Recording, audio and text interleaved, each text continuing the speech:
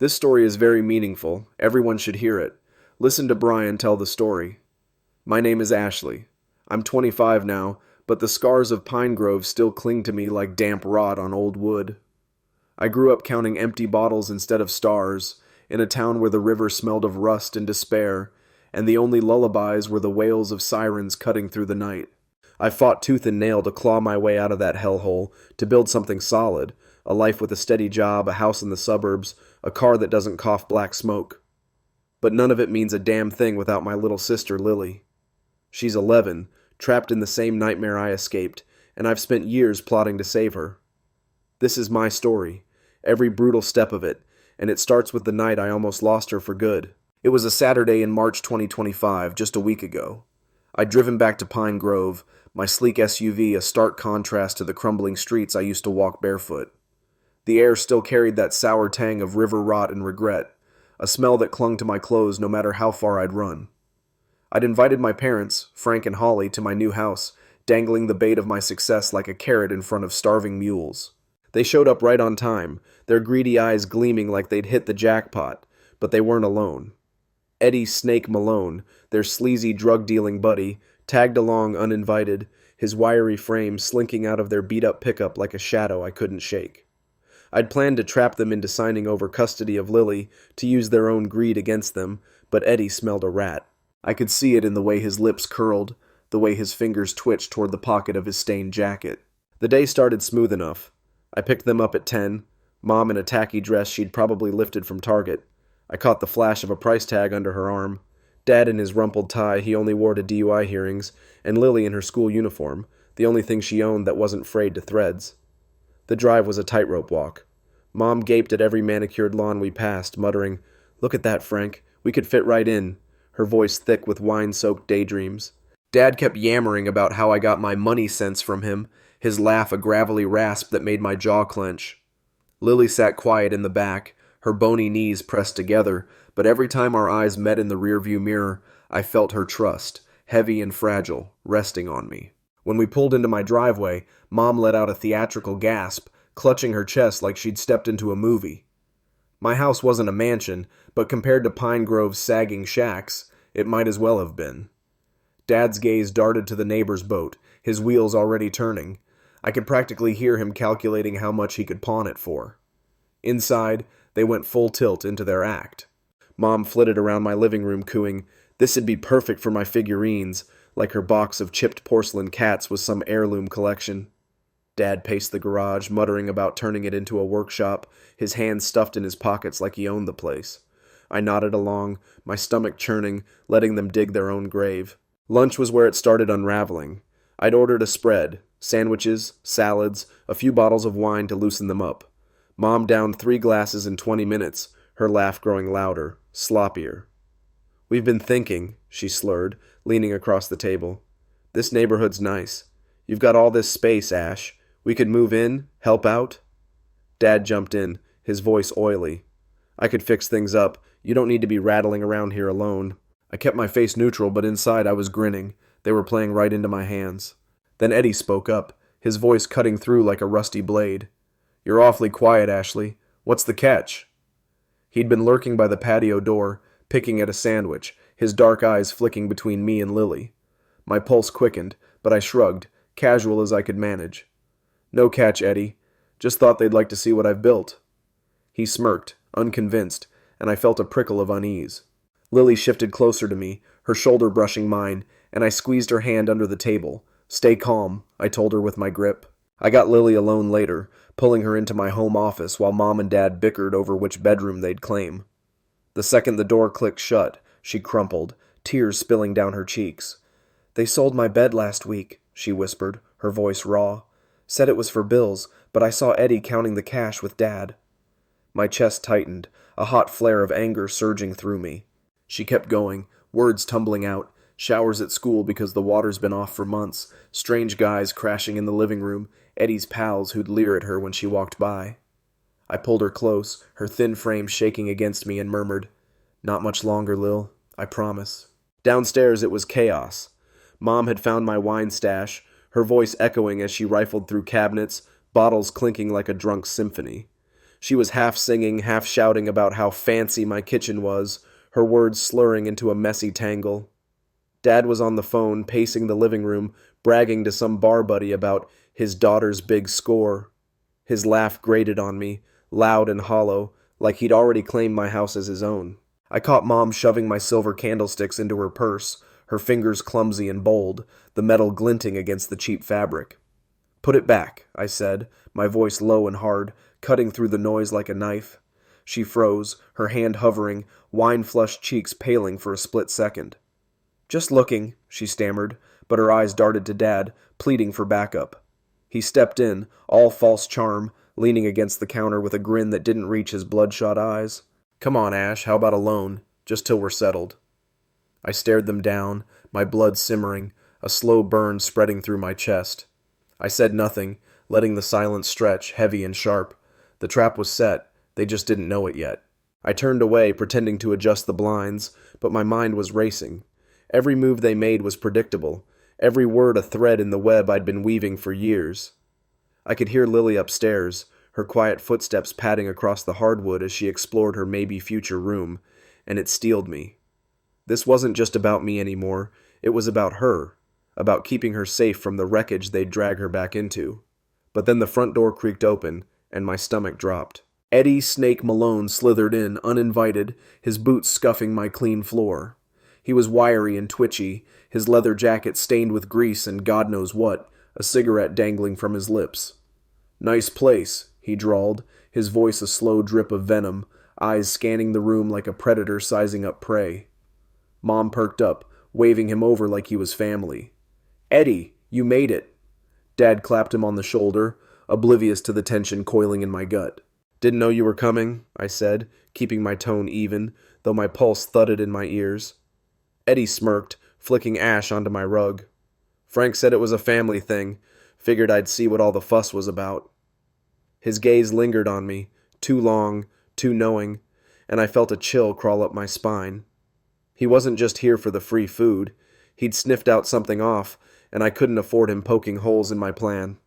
I forced a smile thin as paper. "Well, make yourself at home," I said, gesturing vaguely, buying time. The doorbell rang, a sharp jolt that made Mom spill her wine. "Who's that?" she snapped, wiping her hands on her dress. I excused myself, grateful for the interruption, and opened the door to find Mrs. Thompson standing there, her cat-pinned cardigan a familiar comfort. Beside her was Tina, a wiry teenage girl with a chipped front tooth and a wary stare. Her new trainee at Wilson's Market, a kid I'd seen around Pine Grove, tough as nails but hollow-eyed. "Thought we'd drop by," Mrs. Thompson said, her voice warm but edged with purpose. She held a paper bag, the top folded down tight. "Brought some things for Lily." Tina shifted, clutching a beat-up skateboard, her knuckles white. "Heard your folks were here," she muttered, glancing past me. "Figured you might need backup." I let them in, my chest loosening a fraction. Mrs. Thompson had been my rock since I was 15, and Tina, well, she was a wild card, but her loyalty to Lily was clear. She'd been one of the kids slipping Lily snacks at school, part of the quiet network keeping her afloat. "Thanks," I whispered, taking the bag. Inside were clothes, a notebook, a few dollars Lily must have stashed with her. Upstairs, I heard Lily's soft gasp as she found the hollow book Mrs. Thompson had given her years ago, her secret safe still intact. Back in the living room, the air thickened. Eddie lounged on my couch, legs sprawled, watching me like a hawk. Mom was back at the wine, Dad still yapping on the phone, and Tina hovered near the stairs, her skateboard tucked under her arm like a shield. Mrs. Thompson sat primly in an armchair, her eyes flicking between my parents and Eddie, reading the room with that quiet sharpness I'd always admired. "Nice to see you all together," she said, her tone polite but laced with something harder. Dad snorted, hanging up. "Yeah, family reunion. Ash here's gonna set us up real nice." "Is that so?" Mrs. Thompson replied, her smile tight. Eddie chuckled, low and mean. "She's got the cash for it, don't she? Big shot now." My jaw clenched, but I kept my cool, pouring myself a glass of water to steady my hands. "Just wanted to share the good life," I said, my voice smooth as glass. "Thought you'd like a taste." Mom nodded eagerly, missing the edge in my words, but Eddie's eyes narrowed. "Tastes like a setup to me," he muttered, loud enough for everyone to hear. Tina bristled, stepping forward. "Watch your mouth, Snake," she snapped, her voice sharp enough to cut. Eddie laughed, sitting up. "What's this, Ash? Hired muscle?" Dad waved a hand, dismissing her. "Kid's got no manners. Ignore her." But Tina didn't back down. Her glare locked on Eddie, and I saw the flicker of unease in his posture. She might have been small, but she had a fire that made people think twice. Mrs. Thompson cleared her throat, redirecting. "Lily's growing fast," she said, her tone light but pointed. "Needs a stable place, don't you think?" Mom hiccuped, oblivious. "She's fine with us. Always has been." Dad nodded, but Eddie leaned forward, elbows on his knees. "Stable, huh? That why she's sneaking around with burner phones?" My heart stopped, my grip tightening on the glass. How did he know? Lily must have slipped up, let him see it. I forced a laugh, shaky but convincing. "She's 11, Eddie. Kids play pretend." He didn't buy it, his smirk growing darker, and I knew I had to move fast. "Let's eat," I said, ushering them to the dining room, the catered spread laid out, sandwiches, salads, more wine to keep them distracted. Mom dove in, piling her plate, but Eddie hung back, picking at his food, his eyes never leaving me. Tina sat beside Lily, who'd crept downstairs, her face pale but brave. "You okay?" Tina whispered, and Lily nodded, clutching her fork like a lifeline. Mrs. Thompson kept the small talk going, asking Mom about Pine Grove, steering Dad into boasting about nothing. I watched it all, my pulse a steady drumbeat, waiting for the right moment. Then the back door slammed open, and my breath caught. Jake, Eddie's right-hand guy, stomped in, a hulking figure with a buzz cut and a scar across his cheek, his fist balled like he was ready to swing. "Eddie, we got a problem," he barked, ignoring the rest of us. Mom yelped, dropping her sandwich, and Dad cursed, stumbling to his feet. "What the hell's this?" he slurred, but Eddie held up a hand, silencing him. "What problem?" he asked, his voice dangerously calm. Jake glared at me, then Tina. "Someone's been talking, cops sniffing around the diner again." My stomach lurched. Detective Carla Hayes, she must have started digging after I tipped her off about Eddie weeks ago, prepping my evidence. I hadn't expected her to move this fast. Tina shot me a look, her eyes wide. "Did you do this?" And I gave a tiny shake of my head, praying she'd stay quiet. Eddie stood, slow and deliberate, his chair scraping the floor. "Who's been talking, Jake?" he asked, his gaze sliding to me. I met it, unflinching, though my insides twisted. "No idea," I said, casual as I could. "Maybe someone's tired of your mess." Jake lunged, grabbing my arm, his grip bruising. "You little—" But Tina was faster, swinging her skateboard at his knees. It connected with a crack, and he roared, staggering back. Lily screamed, scrambling under the table, and Mrs. Thompson shouted, "Enough!" Her voice sharp enough to freeze the room. Eddie didn't move, just watched, his expression unreadable. Dad yelled at Jake to calm the hell down, Mom sobbing into her hands, and I wrenched free, my arm throbbing. "Get out," I said, my voice shaking but firm, pointing at Jake. "All of you now." Eddie tilted his head, studying me. "You're playing a dangerous game, Ashley," he said, almost amused. "Hope you're ready for the fallout." He jerked his head at Jake, who spat on my floor and stormed out. Eddie followed, pausing at the door. "This ain't over," he muttered, then vanished into the dusk. Mom wailed louder, Dad cursing about disrespect, but I ignored them, kneeling by Lily. "You okay?" I whispered, brushing her hair back. She nodded, tears streaking her face, and clung to me. Mrs. Thompson stood, smoothing her cardigan. "You've got this under control," she said, firm but gentle. "Call if you need me." Tina lingered, skateboard in hand. "I'll keep an eye on the street," she said, her voice low. "Snake's pissed." I nodded, grateful, and they left, the house settling into an uneasy quiet. Mom and Dad slumped at the table, too drunk to fight, and I knew the real showdown was coming. Eddie's threat hung over me like a storm cloud, but I had my folders, my proof, and Carla on speed dial. I wasn't done, not by a long shot. Lily squeezed my hand, her eyes fierce despite the fear, and I squeezed back. We'd face whatever came next together. Mrs. Thompson stood, smoothing her cardigan.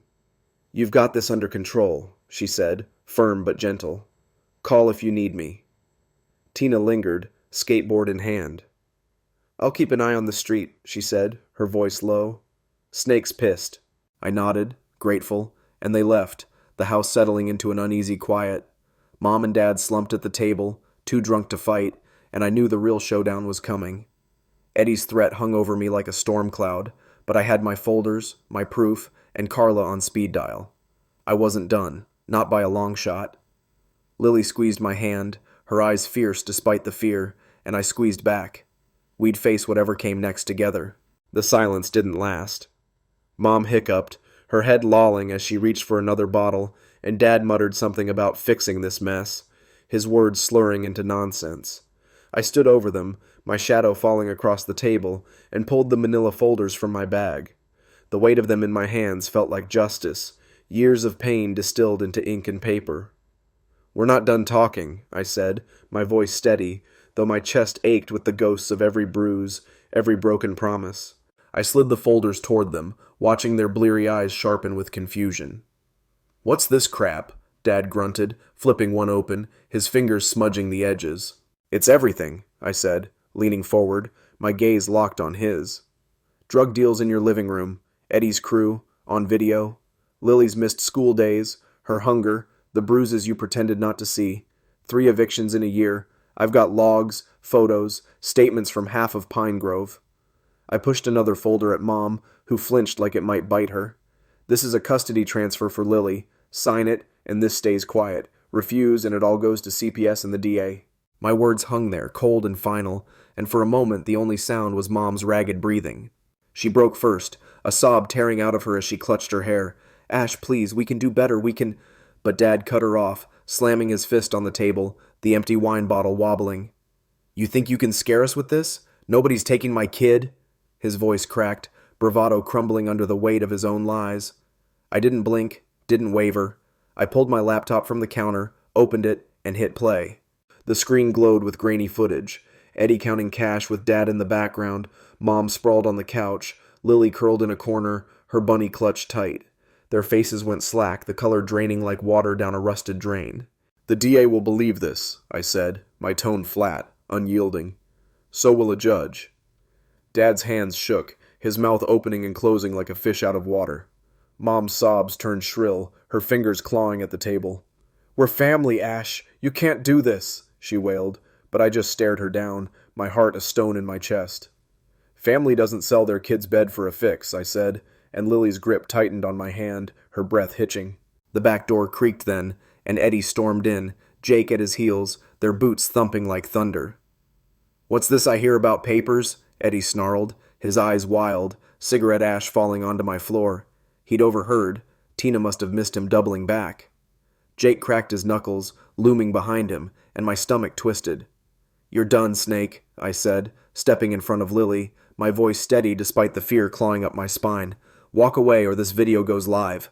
He laughed, a sharp, ugly sound, and pulled a switchblade from his pocket, the blade glinting in the dim light. "You don't get to call the shots, Ashley," he hissed, advancing. Lily whimpered, and that snapped something in me. I grabbed a chair, shoving it between us, my pulse hammering. "Back off!" I shouted, but Jake lunged, knocking it aside. He grabbed my arm, twisting hard, and I gasped, pain shooting through me. Lily screamed, scrambling back, and I heard tires screech outside. Headlights flashed through the window. The front door burst open, and Detective Carla Hayes charged in, her gun drawn, 2 cops behind her. "Drop it, Malone!" she barked, her voice a whip crack. Eddie froze, the blade hovering, then cursed as the cops tackled him, pinning him to the floor. Jake bolted, but a cop caught him in the yard, his yells echoing as cuffs snapped shut. Carla turned to me, her sharp eyes scanning the chaos. "You good?" she asked, holstering her gun. I nodded, rubbing my arm, adrenaline still buzzing in my veins. "Get them out," I said, nodding at Eddie, who thrashed as they dragged him away, spitting threats. "You're dead, Ashley. You hear me? Dead." His voice faded into the night, swallowed by the slam of a squad car door. Carla glanced at Mom and Dad, still hunched at the table, and handed me a pen. "Finish it," she said, her tone firm but kind. I shoved the papers at them again, my hands trembling, not with fear now, but with a fierce, burning resolve. "Sign," I said, my voice a low growl. Mom's tears splattered the page as she scribbled her name, her hands shaking so bad the ink smeared. Dad glared at me, his jaw tight, but he signed too, the pen scratching like a final surrender. "Get out," I said when it was done, my throat raw. And if you ever come near her, this all goes public, every frame, every word. Mom grabbed her purse, stumbling over a chair, and Dad followed, his shoulders slumped, muttering curses under his breath. They shuffled out, the SUV's engine sputtering as they disappeared into the dark. Lily flung herself at me, her arms wrapping around my waist, her face buried in my shirt. "Is it over?" she whispered, her voice trembling but threaded with hope. I knelt, cupping her cheeks, and smiled, tears blurring my vision. "Yeah, Lil, it's over." She clung to me, her sobs shaking us both, and I held her tight, feeling the weight of a decade lift, just enough to breathe. Carla lingered, pulling a faded photo from her pocket, her and Holly, laughing by the river, a lifetime ago. "I couldn't save her," she said, her voice soft, heavy. "But you did this. You're something else, Ashley." I nodded, too choked up to speak, and she squeezed my shoulder before heading out, her headlights cutting through the night. The house settled, the chaos fading into a fragile calm. Lily unpacked her backpack in her new room, her first real space, with a bed we'd pick out tomorrow, purple comforter and all. I stood in the doorway, watching her hum softly, her fingers tracing the wall like she couldn't believe it was hers. She was safe, finally, her laughter a balm to the scars Pine Grove had carved into us. But Eddie's words echoed in my skull, "This ain't over." And I knew he'd fester out there, rotting in a cell or plotting from the shadows. He'd lost everything, his crew, his leverage, his freedom, while I'd won Lily, my home, my peace. It wasn't perfect, but it was enough, and I'd fight like hell to keep it. That night I sat on the porch, the USB drive cold in my pocket, my eyes on the stars, real ones, not bottles. Lily slept inside, her dreams untainted by sirens or shouts, and I let myself feel it, pride, fierce and raw, for pulling us out of that river of despair. What I've learned is this: you don't escape the past clean. It clings, it claws, but you can build something stronger than it. Frank and Holly chose their poison, Eddie chose his cage, and they'll choke on the ashes of their own making. Me? I chose Lily, and that's the win that matters. Family's not blood, it's the fight you show up for, the promises you keep. So here's my ask. Tell me your fight. Who'd you pull from the dark? What did it cost you? Drop it below, because if I can drag us out of Pine Grove's grip, you can face your own shadows. Let's keep this alive. Share your story, and let's light up the night together.